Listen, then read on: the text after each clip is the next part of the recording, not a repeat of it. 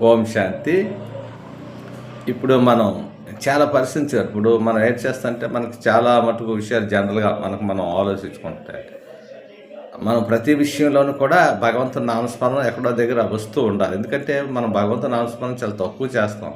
ఉదయం లేచిన కాంచి అన్నింటిలో బిజీగా వెళ్ళిపోతుంటాం. ఆ పనులు ఈ పనులు అన్నీ చేసుకునే వల్ల ఎక్కువగా మనకి గుర్తుండదు. ఏదో ఉదయం లేస్తాం ఒకసారి అనుకుంటాం, మళ్ళీ 24 గంటలు అతని పని అంటే మా పనులు లేవనుకుంటాం. అంటే అలా ఎందుకంటే దీంట్లో చాలా శక్తి రహస్యం ఉందన్నమాట. అందుకు మొట్టమొదటి ఏంటంటే చూడండి, మన కళ్ళే మనల్ని మోసం చేస్తాయంట. జనరల్గా ఏంటంటే మన కళ్ళే మనం మోసం చేస్తారు. అంటే మన కళ్ళు ఎందుకు మోసం చేస్తాయి? మనం చూస్తాం, అదే నేను చూశానండి, నా కళ్ళతోనే నేను చూశాను అంటాం. ఏది నా కళ్ళతో నేను చూశాను, నా కళ్ళతోనే నేను చూశాను అంటాం. ఎవరు చూశారండి అంటే మన కళ్ళతో మనం చూసాం. సో ఎప్పుడూ కూడా మనం ఒకటి ఆలోచించాం. ఇప్పుడు కలియుగంలో ఉన్నాం కనుక ఇక్కడ ప్రతి మనిషిలో ఏంటంటే చెప్తారు, కామ, క్రోధ, లోభ, మోహ, అహంకారమే మనం అన్నింటిలో తెలిసిందే. ఈ కోసం అన్నింటిలో చెప్తారు.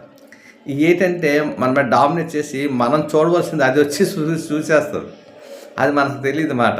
అరే నేను చూశానండి, నేనే చూశాను అన్నాను. అంటే అది మరి నువ్వు చూసాను ఏమో నాకు అంత తెలియదు అంటారు. ఇది కన్ఫ్యూజ్ చేస్తుంది అన్నమాట. నేను నిజమే చూసింది ఏది చూసాం అంటే మనలో 2 ఉంటాయి అన్నమాట. చెప్తారు కదా ప్రతి ఒక్కరిలో మాట. అందుకే ఒక్కోసారి కోపం వస్తుంది అన్నమాట. ఏంటి వస్తాం, కోపం వచ్చింది బా, నాకు ఈరోజు చాలా కోపం వస్తుంది అన్నాం.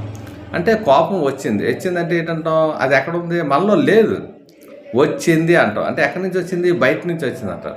కామైన వచ్చింది అంటాం. సో అప్పుడు దాకా లేదు, అది వచ్చేసింది మాట. అది మన ద్వారా అనుభవించి దుఃఖాన్ని ఇస్తుంది.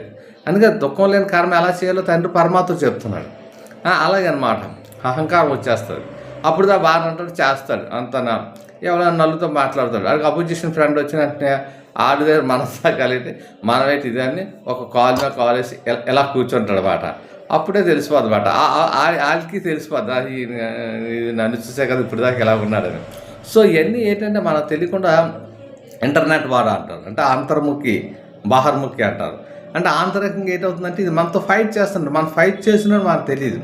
ఇందుకే తండ్రి పరమాత్మ ఏం చెప్తుంటే ఏ కర్మలు అంటే నేను చేస్తున్నాను అనే భావన కంటే భగవంతుడు చేయిస్తున్నాడు అనేది ఫస్ట్ పాయింట్. దీన్నే నిమిత్త భావన అని చెప్తారు భగవద్గీతలో. నిమిత్త భావన మనం తీసుకోవాలి. సో నెక్స్ట్ ఏంటంటే మళ్ళీ కొన్ని విషయాలు కూడా మాయ చేస్తాడు. సో భగవంతుడు ఎలా చేస్తాడు, ఇప్పుడు యుద్ధంలో శకుండు కూడా చేయిస్తాడు, ఇటు కృష్ణుడు కూడా చేయిస్తాడు. శకుండు చెప్పినట్టే దుర్యోధన కానీ వాళ్ళు కానీ అందరూ నడుచుకుంటారు. అలాగే ఈ సైడ్ కూడా మనకి కృష్ణుడు చెప్పినప్పుడు వీలు ఉంటారు. అంటే ధర్మం అధర్మం, మాయా భగవంతుడు ఉంటారు ఇద్దరు. మాయ ఒకసారి చెప్పేది ఎంత మనం పరిశీలించి అన్నీ చేసినప్పటికీ మన కళ్ళుతో కానీ మనకు తెలియకుండా గమ్మత్తు చిత్తై చేస్తుంది అన్నమాట.